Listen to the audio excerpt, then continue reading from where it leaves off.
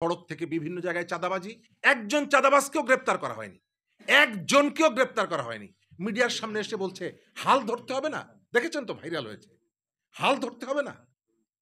আমরা দেখতে চাই এদেরকে আইনের কাঠগড়ায় মনে করে দিতে চাই হাজার খানেক মানুষের আত্মদান কেবলমাত্র আবুলের বদলে বাবুলকে প্রতিষ্ঠিত করার জন্য নয়। আমরা আবুলের বদলে বাবুল না, আমরা কোয়ালিটেটিভ চেঞ্জ। যে আওয়ামী লীগের চাঁদাবাজি এখন হাত বদল হয়ে এসেছে, তো এই জায়গাটা যেন না থাকে, বিএনপি বা অন্যরা কেউ যেন এটা না করে সেটির দাবি জানাচ্ছি। চাঁদাবাজির কিছু অভিযোগ আমরা পত্রিকায় দেখছি, আমরা অনেকগুলো সংস্কার কমিশন দেখছি। সড়ক সংস্কার একটি কমিশন আমার মনে হয় ইমার্জেন্সি প্রয়োজন। সড়ক পরিবহন আইন, এটিতে যাত্রীদের কোনো অধিকার রাখা হয়নি। বিশেষ একটি মহলকে অগ্রাধিকার দিতে গিয়ে আমরা সরকারের বিশেষ দুর্বলতা লক্ষ্য করছি। এই কথাগুলো এখনো কেউ স্পষ্ট করে আমরা বলছি না, শুধু এটুকু মনে করিয়ে দিই, বিশেষ একটি মহলকে গুরুত্ব দিতে গিয়ে সরকারের উচ্চ পদে যারা রয়েছেন তারা সব খেয়েই হারিয়ে ফেলছেন।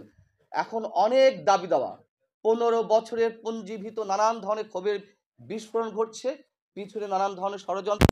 যে ড্রয়িং রুমের যে এজেন্ডাগুলো আছে, শুধুমাত্র সেই এজেন্ডা নিয়ে যদি আপনারা থাকেন অবশ্যই আপনাদের সমালোচনা করব। গত পরশুদিন আমাদের প্রধান উপদেষ্টা বলেছেন আমাদের কাজের সমালোচনা করবেন। আমি আজকের এই অনুষ্ঠান থেকে বলছি যে সড়ক পরিবহনের জন্য যাকে দায়িত্ব দিয়েছেন এখন পর্যন্ত তার কাজের প্রশংসা করার মতন কিছু নাই।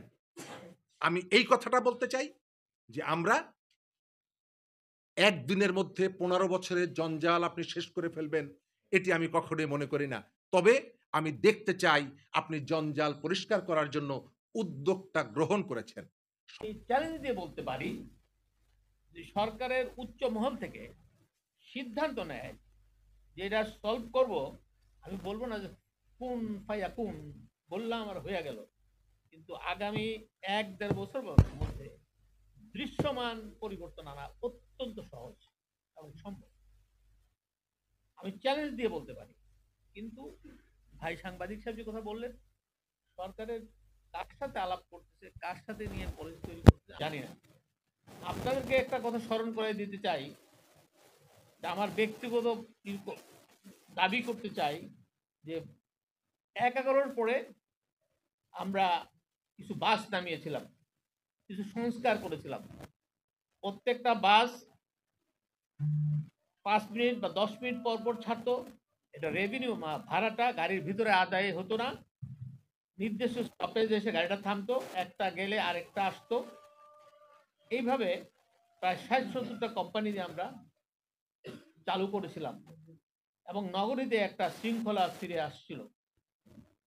সেখানে আপনার যানজটের অনেক কমে আসছিল, যাত্রীরা অনেকভাবে আরামদায়ক হচ্ছিল।